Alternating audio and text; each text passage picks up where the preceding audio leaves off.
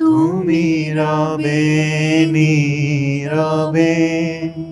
বলে বলে বিরক্ত হয়ে গেছি যে একটা মানুষ যে এত ভালো নাচতে পারে, এত ভালো, হ্যাঁ যত দোষ রাহুল বোস, যাই হোক এবার হাতে ওপর হাত রেখে এরকম করে নি ডাউন হয়ে প্রপোজ করা বা নাচ করা টাচ করা, সবসময় গান চালিয়ে ওরকম টাইপের নয়, but he is very romantic in his way. ওটা খুবই attractive. I think girls will better know that. Biryani খাওয়ার সময় আলুটা ওকে দিয়ে দিই।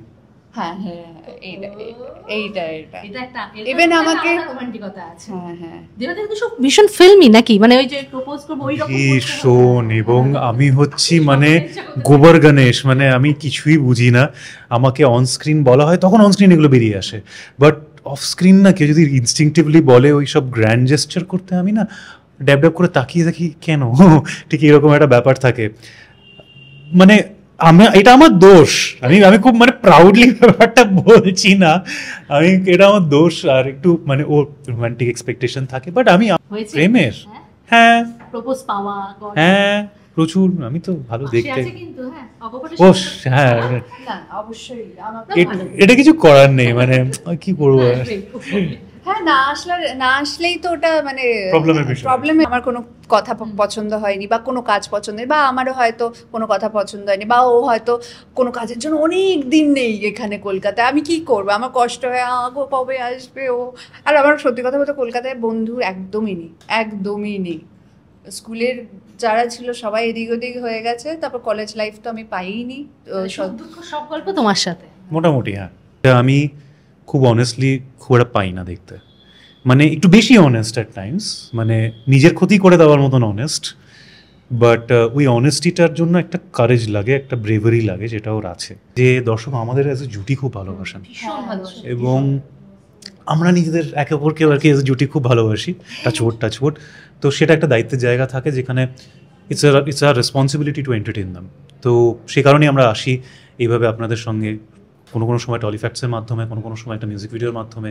রোম্যান্টিক হিরো আই থিঙ্ক নিজের বউয়ের সাথে বাড়িতে ওরকম করে না, ওরকম স্লো মোশনে হেঁটে আসছে, বউ ওরকম স্লো মোশন সারাদিন পর কাজ করে এসেছে, কার্লসগুলো উঠতে আসছে, ওরকম হয় না। ঝটার মর যদি এরকম করতে আসে, বউ মর পেটা ওই কি স্লো মোশন এদিকে, হ্যাঁ কিন্তু what is romantic I will tell you, ও ও যখন কাজে সব বাকি আছে জেনে নিচ্ছি ইংলিশে কথা বলে, ও মাই গড, এটা মানে হ্যাপি নিউ ইয়ারের ওই দীপিকা পাডুকোনের পুরো ওরকম হয়েছে, যখন শাহরুখ খান ইংলিশে কথা বলতে দীপিকা মানে হাই।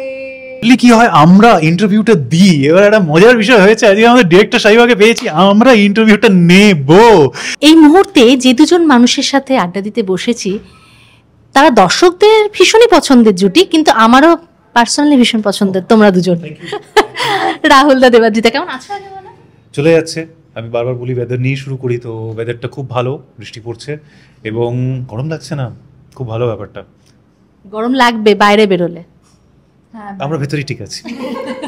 কেমন আছো? খুব ভালো আছে। আর অনেকদিন বাদে টলিফ্যাক্সের সঙ্গে খুব ভালো লাগছে এই বিষয়টা। আর সামনে একটা স্পেশাল আমাদের কাজ আসতে চলেছে, তো সেটার জন্য ভীষণ এক্সাইটেড। আর থ্যাংক ইউ আজ আসার জন্য of course. R 8th of August আসতে চলেছে রবে নীরবে বলে একটা গান, রবীন্দ্রসঙ্গীত। সেটা আমাদের প্রত্যেকেরই আই গেস রবীন্দ্রসঙ্গীত খুব কাছে, ছোটোবেলা থেকে আমরা রবীন্দ্রসঙ্গীতের সাথে বড় হই, আমাদের মানে প্রত্যেক বাঙালির একটা তো টান থাকে রবীন্দ্রসঙ্গীতের প্রতি, তো সেক্ষেত্রে তো স্পেশাল ব্যাপার রয়েইছে। আর 8th of August 22শে শ্রাবণ, ওটাও একটা অন্যরকম একটা কি বলবো স্মরণীয়, এবং অ্যাট দ্য সেম টাইম রবীন্দ্রনাথকে সম্মান জানিয়ে, শ্রদ্ধা জানিয়ে, ভালোবাসা জানিয়ে আমরা আমাদের গানটাকে নিয়ে আসতে চলেছি 8th of August। আচ্ছা, যেটা বলবো সেটা হচ্ছে মিউজিক ভিডিওতে যেটা কথা হচ্ছিল যে প্রথমবার জুটি হিসেবে, প্রথমবার মিউজিক ভিডিওতে প্রথম, রেগে তাকিয়েছে আমার দিকে। মিউজিক ভিডিওতে প্রথমবার এবং ফার্স্ট অফ মেনি টাইমস। যাই হোক, সেটা একটা আলাদা গোপন ব্যাপার। বাট বিষয়টা হচ্ছে যে হ্যাঁ, আমরা উই মেট ডিউরিং আলোর ঠিকানা। আমাদের পরিচয় হয়েছিল আলো ঠিকানার সময়, যেখানে আমি গৌরব আর ও আলো ছিল। এবং সেই সময় তোমাদের প্রেমের সূত্রপাতটা সেইভাবে শুরু হয়নি, অনেক পরে ডেভেলপ হয়েছে ব্যাপারটা, প্রায় শেষের দিকে। এখন হ্যাঁ, অ্যাকচুয়ালি আমাদের সম্পর্ক শুরু হওয়ার পরে এটা প্রথম কাজ সেইভাবে দেখতে গেলে। হ্যাঁ আমরা আলোর ঠিকানার মানে তখন চলছে, বাট তখন ব্র্যান্ডস করেছি, অনেক ব্র্যান্ডস বলতে ব্র্যান্ড ধরছি না, বাবা জুটি হিসেবে হ্যাঁ অ্যাকচুয়ালি এটা শুট করেছি করেছি ওইগুলো করেছি, বাট মিউজিক ভিডিও প্রপার একদম on screen I think good story, যেখানে একটা মানে অসম্ভব একটা মানে দেখি বোঝা যাচ্ছে যে কলেজের প্রেম, তো ওটা খুবই সেটাই জিজ্ঞেস করছিলাম যে কলেজের প্রেম। ঠিক আছে, দুজনকে জিজ্ঞেস করি যে কলেজে এরকম অভিজ্ঞতা আছে হয়েছে প্রেমের? হ্যাঁ প্রপোজ পাওয়া, হ্যাঁ প্রচুর, আমি তো ভালো দেখতে আছে কিন্তু হ্যাঁ অকপটে ও হ্যাঁ না অবশ্যই আমার এটা কিছু করার নেই, মানে কি করবো হ্যাঁ না আসলেই তো ওটা মানে প্রবলেমের বিষয় কেন আসবে না, অফকোর্স আসো না মানে হয়েছে, আমরা সবাই আর কি মোটামুটি স্কুল কলেজের প্রেমের বিষয়টা হয়েছে আমাদের লাইফে, এবং খুব মজার কাণ্ড আর কি, এইভাবে ডিসক্রাইব করবো, মজার কাণ্ড।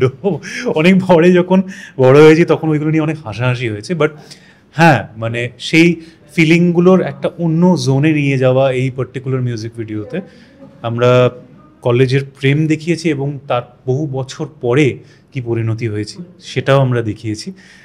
মাঝখানের গল্পটা খুব ইন্টারেস্টিং, সেটাই হচ্ছে মিউজিক ভিডিওর মূল জায়গা, এবং অফকোর্স রবীন্দ্রসঙ্গীত, কালজয়ী রবীন্দ্রসঙ্গীত তুমি রবে নীরবে, এই পার্টিকুলার ভিজুয়ালাইজেশনটার সাথে খুব ভালো যায় এবং খুব রেলেভেন্ট।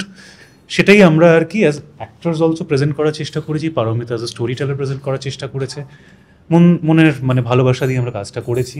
এবং খুব মজার কথা, শ্রীরামপুর কলেজ গেছিলাম, হ্যাঁ মানে প্রথমবার আমি অ্যাটলিস্ট গেছিলাম শ্রীরামপুর কলেজ, যাদবপুরে পড়াশোনা করেছি মাস্টার্সটা, খুব মজা লেগেছে, তাই না? হ্যাঁ আচ্ছা মানে কতটা নস্টালজিক হয়ে হলে যখন কলেজের এই সিনগুলো করছিলে, মনে পড়ছে কি মনে পড়ছিল একটু শুনি। আমার তো সেভাবে কলেজ লাইফ ছিলই না, তখন সেটে কলেজ লাইফ কাটিয়েছে, কারণ নট লাইক যে আমি কলেজে কখনো যাইনি, না কলেজে যাইনি কখনো সেটা নয়, আমি ওপেন ইউনিভার্সিটি থেকে পাস আউট হয়েছে, তো ওই ক্লাস করতে যেতে হয়নি।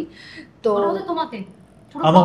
আমাকে করতে হয়েছে কারণ বাবা বলে দিয়েছিল শেষ করবে, তারপরে হবে না বুঝলে এরকম করে, তো বাবা একটু মানে প্রিন্সিপাল গোছে ছিল, তো আমি গেছি, মানে আমি ক্লাস করতাম না কিন্তু গেছি, বলে ক্লাস করতাম না আমি গেছি। হ্যাঁ আমার ওইসব কোনো বাউন্ডারিজ ছিল না বা রেস্ট্রিকশন ছিল না বাড়ি থেকে, কিন্তু হ্যাঁ অবশ্যই বলেছে যে তুমি এটাও করতে পারবে, এটাও করা উচিত সঙ্গে সঙ্গে, তো পড়াশোনাটাকে আমি সঙ্গে সঙ্গে এগিয়ে নিয়ে রেখেছি। আই থিঙ্ক কেউ যদি ব্যালেন্স করতে জানে বা মন থেকে যদি মনে করে যে আমি এটা করব ওটা করবো, আই থিঙ্ক টাইম ম্যানেজমেন্টটা হয়ে যায়। তো আমার বাবা ওয়াজ ভেরি সাপোর্টিভ। আমার বাবা তো বিশ্বাসই ছিল না আমার উপরে, এর দ্বারা কিছু হবে না, ওরকম একটা ব্যাপার। একটা ভালোবাসার মানুষ তো পেয়েছো বোঝার জন্য। Yes I am very happy. আর হাতের লেখাও পছন্দ, মানে কোনো কিছুই তোমার খারাপ দেখে না। কিছুক্ষণ আগে দেখছিলাম হাতের লেখা, সেটা হচ্ছে না তোমার হাতের লেখাটা বেশি ভালো।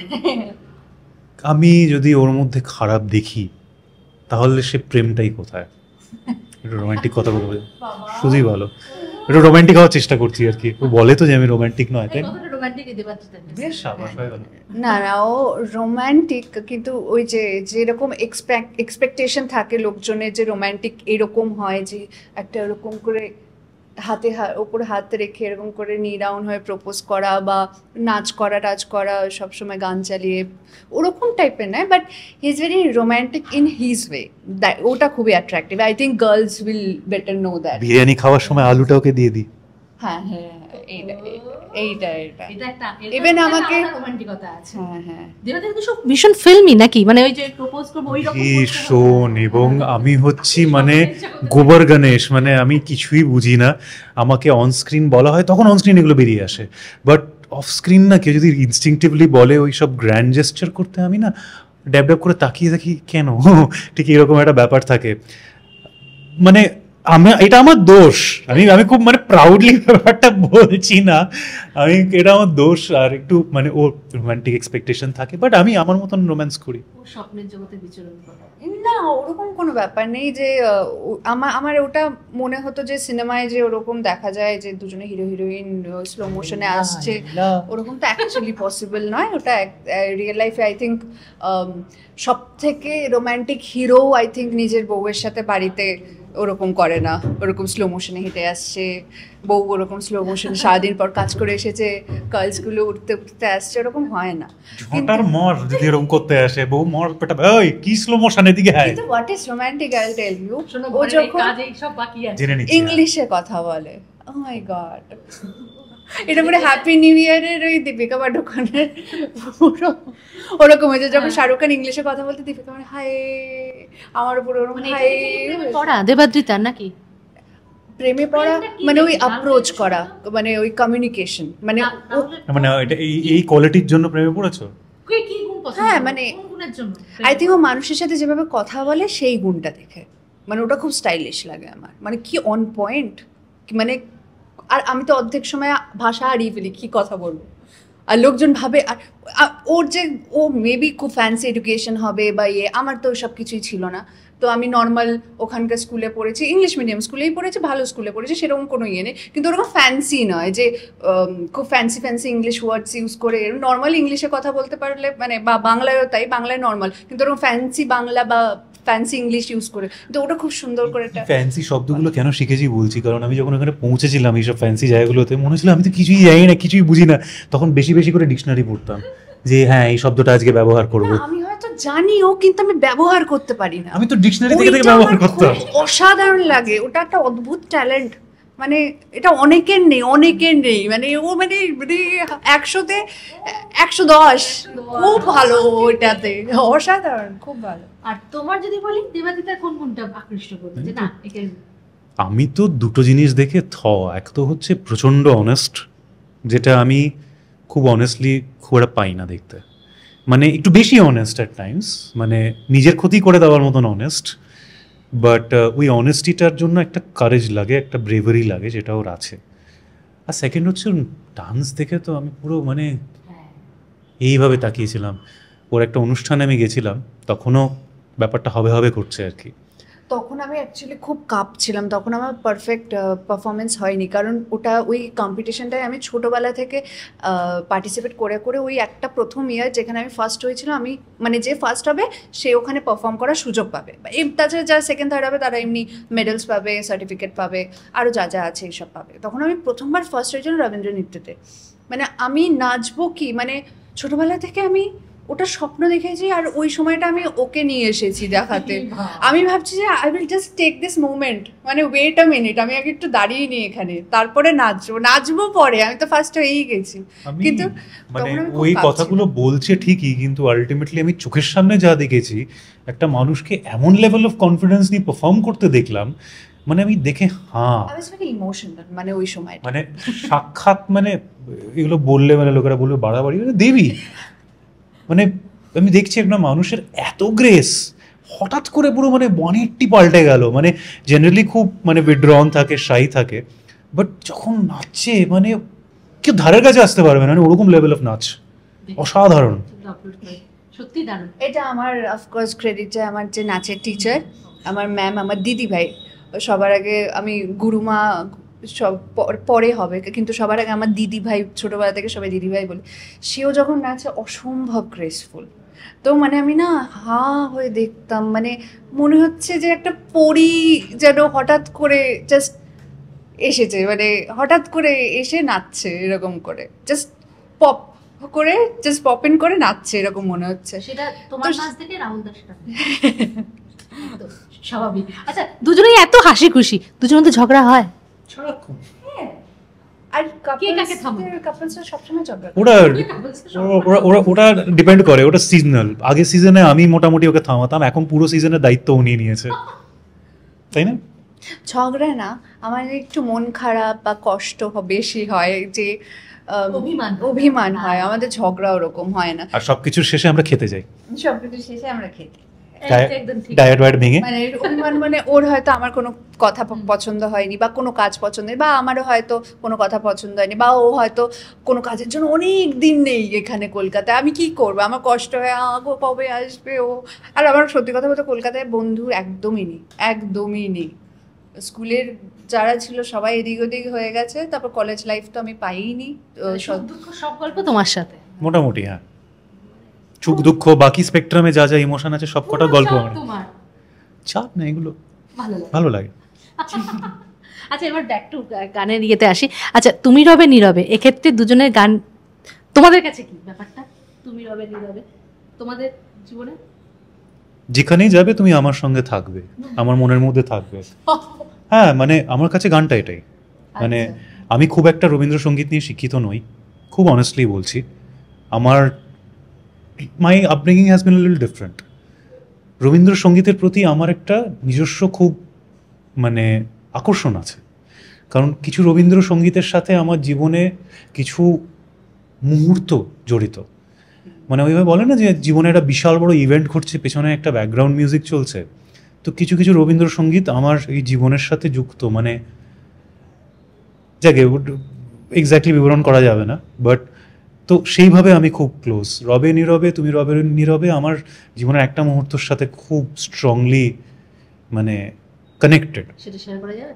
সেটা শেয়ার করা খুব মুশকিল, খুবই পার্সোনাল, আমার ফ্যামিলি ওরিয়েন্টেড। তো কোথাও একটা গিয়ে মনে হয় যে এই গানটার মানে এটাই, যে তুমি যেখানেই থাকো না কেন তুমি আমার মধ্যে আছো। তো it's that way quite connecting.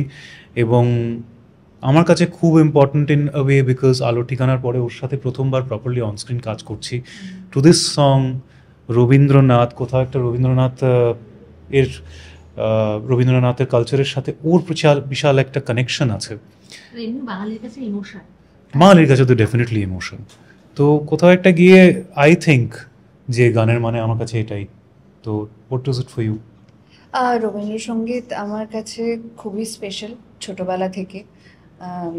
মানে এতটা ডেপথ প্রত্যেকটা গান, মানে প্রত্যেকটা ইমোশন নিয়ে যে মানুষটা এত গান লিখতে পারে, এটা আমার তো প্রথমে বিশ্বাস করতেই অর্ধেক জীবন কেটে গেছে। আর আমাদের সিলেবাসটা বাড়িয়ে দিতে পারে। তো সিরিয়াসলি আর ছোটবেলা থেকে আমাদের বাড়িতে রবীন্দ্র নজরুল অনুষ্ঠান হতো ছোট্ট করে, সবাই গ্যাদারিং করে, ওগুলো দেখে আমি বোন একটা আবৃত্তি করলো, গান গাইলো, নাচ করলো, আমিও একটা নাচ করলাম, পাড়ার ওই মানে ওই ব্যাপারটা ছোটবেলা থেকে হয়েছে। তো সেই কারণে রবীন্দ্র সঙ্গীত খুবই কাছের, এবং আমার বাবাও খুব ভালো গান গায়। মানে আমরা প্রত্যেক দিনই গুনগুন করে হলে আই গেস তুমিও বাড়িতে হয়তো একটু রবীন্দ্রসঙ্গীত একটু গান গিয়ে নিলে, ওরকম এটা ওরা চলে আসে ইনস্টিংক্ট। মানে বাঙালি মানেই রবীন্দ্রসঙ্গীত অফকোর্স। আর ও যেটা বললো, ওর সঙ্গে আমার অনেকদিন বাদে আবার একসঙ্গে কাজ, মিউজিক ভিডিও যেটা আসতে চলেছে রবে নীরবে, এটা একটা বাড়তি পাওনা। আরো বাড়তি পাওনা আসছে, আরো আসবে। আচ্ছা, তাহলে কেন বললে? আচ্ছা, দুজন যেহেতু তোমরা বাস্তব জুটি, এবার যখন কাজের ক্ষেত্রে হও তখন তো বি প্রফেশনাল, কিন্তু দুজনের কাজের সমালোচক তোমরা করো। হ্যাঁ ডেফিনেটলি। কারণ আমার কোথাও এটা মনে হয় যে we need to be honest with each other, নাহলে আমরা কিন্তু কোনোদিন ইমপ্রুভ করবো না। এটা খুব ইম্পর্টেন্ট। জীবনে একটা মানুষ খুব প্রয়োজন যে নিউট্রালি কথা বলে, যেটা আমার ক্ষেত্রে ও তো ডেফিনেটলি বলে। আমার অনেক জায়গায় ইমপ্রুভমেন্টস ও মোটামুটি ট্রিগার করেছে। মানে আমি বলবো না যে এমন না যে শুধু বলেছে, মানে প্রায় মাথায় ডান্ডা দিয়ে দাঁড়িয়ে এটা ঠিক করো, এটা ঠিক করো। হ্যাঁ, ভালো লাগে, মজার লাগে বেশ। অত মজার লাগে না, ও আবার বেশি মজা পেয়ে যাবে। না না না না, ও আমাকে শাসন করে, যেহেতু মানে আমি সত্যি মেন্টালি ডেফিনেটলি অনেকটা ইম্যাচিওর হয়ে যায় মাঝে মধ্যে, তো আমাকে সামলাতে হয়। তো লিটারালি এটা একমাত্র রাহুলই পারে, আর আই গেস আর কেউ পারবে না সেই ক্ষমতা নেই। তো হ্যাঁ, ওর অনেক পেশেন্স, আমার মনে হয় এটা ওর best quality. At the same time এটা ওর সব থেকে খারাপ কোয়ালিটি, ওর অনেক পেশেন্স। মানে ওর পেশেন্সের পরীক্ষা নিতে নিতে মানে লোকজন বুড়ো হয়ে যাবে, কিন্তু ওর পেশেন্স ভাঙবে না। সিরিয়াসলি ওর প্রচন্ড পেশেন্স, কিন্তু যদি সেটা ভেঙে যায় বাবা, মহাকাল, এইটা problem. So that is a very good quality of এইসব মানুষদের ক্ষেত্রে এটা একটা সাংঘাতিক ভালো ভালো ভালো সমস্ত ভালো একবার যদি হয় বিশাল এক্সট্রিম, বাপরে বাপ। মানে যখন ঠান্ডা হয় তখন নিজেও ভাবি যে আমি এতটা, তো এই হলো ব্যাপার আর কি। সেটা আমারও খুব ভালো লাগে। মানে মানে কোনো হার্ম নয় কারোর প্রতি, ওটা সেলফ ইমপ্রুভমেন্টের জন্য খুব ভালো। তো সেটাই। যাক, শেষ করবো, সেটা হচ্ছে দেবাদিতাকে শুধু একটাই প্রশ্ন, ধারাবাহিকে কবে দেখা যাবে? কারণ তোমার ইন্টারভিউ নিলে দর্শক আগে লিখবে দেবাদিতাদি কবে ফিরবে। কিছু ধারাবাহিক তো ডেফিনেটলি কিছু কাজের খবর এসেছে। হ্যাঁ বলার মতো এখনো কিছু আমার মনে হয় দরকার নেই এখন, বাট হ্যাঁ কথা চলছে। লেটস সি, যেটা ভালো মনে হয়। শুধু ধারাবাহিক নয়, আরো অনেক কাজের কথা চলছে। লেটস সি আর কি, hope for the best.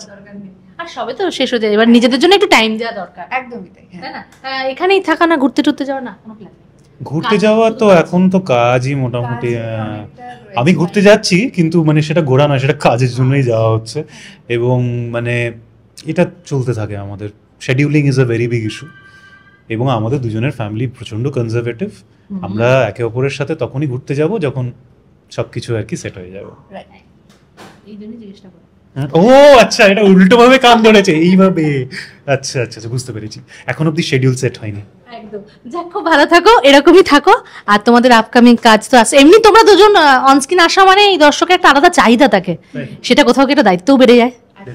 Definitely, কারণ আমি এটা রিয়েলাইজ করেছিলাম অনেক আগে যখন আলো ঠিকানা হচ্ছে, যে দর্শক আমাদের অ্যাজ এ জুটি খুব ভালোবাসেন, ভীষণ ভালোবাসি। এবং আমরা নিজেদের একে অপরকে আর কি এজ এ জুটি খুব ভালোবাসি, টাচওয়ার্ড।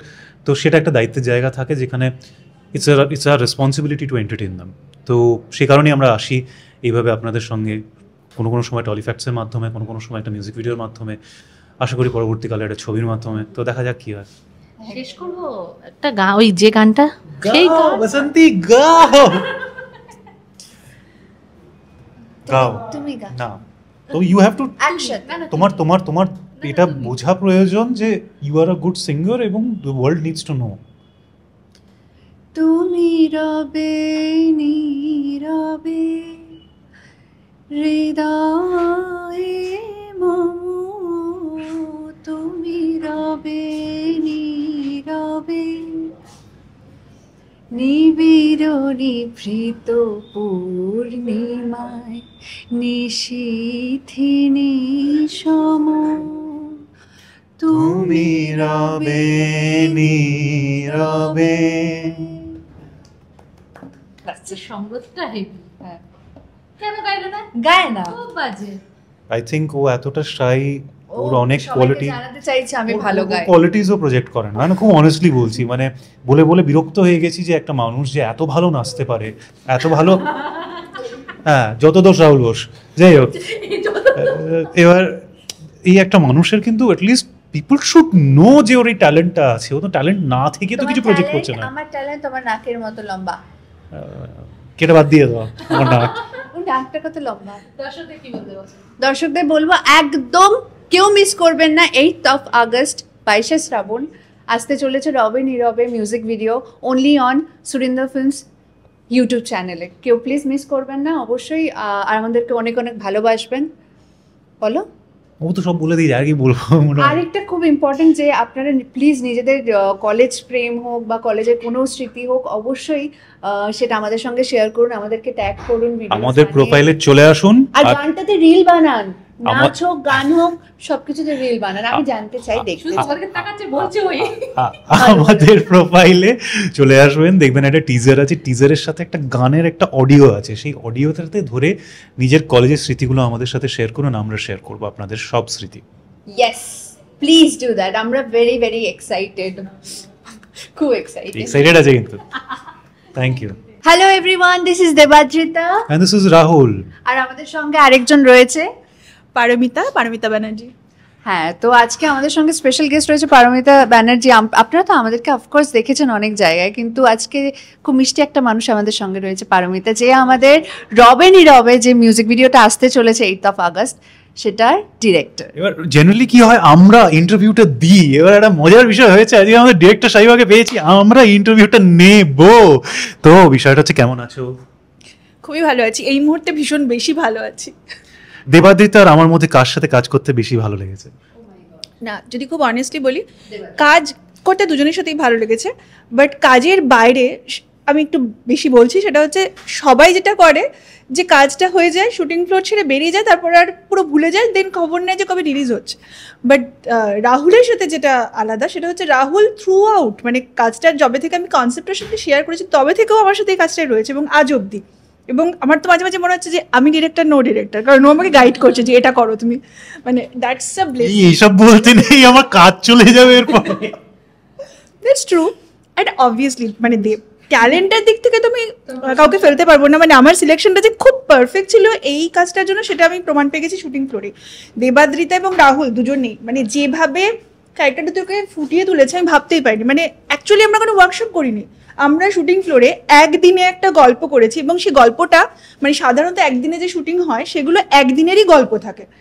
আমাদের গল্পটা একটা 12 বছর স্প্যানের একটা গল্প, একটা এন্টায়ার রিলেশনশিপের জার্নির গল্প, সেটা আমরা একদিনে শ্যুট করেছি এবং কোনো রকম ফ্যাটিক নেই, কারোর মধ্যে কোনো কমপ্লেনিং নেচার নেই, আমাকে একবারের জন্য শুনতে হয়নি যে কখন শেষ হবে, মানে দ্যাটস অ্যাবসলিউটলি ফাইন, মানে অ্যাবসলিউটলি ফাইন না, মানে এক্সট্রিমলি, মানে কি বলবো, অসাধারণ ব্যাপার। আমি ভাবতেই পারিনি, মানে আমি কোনো অ্যাক্টর অ্যাক্ট্রেসের কাছ থেকে এই অ্যাটিটিউড এক্সপেক্টই করিনি যেটা আমি ওদের কাছ থেকে পেয়েছি, মানে more than happy, being a director, more than happy with them.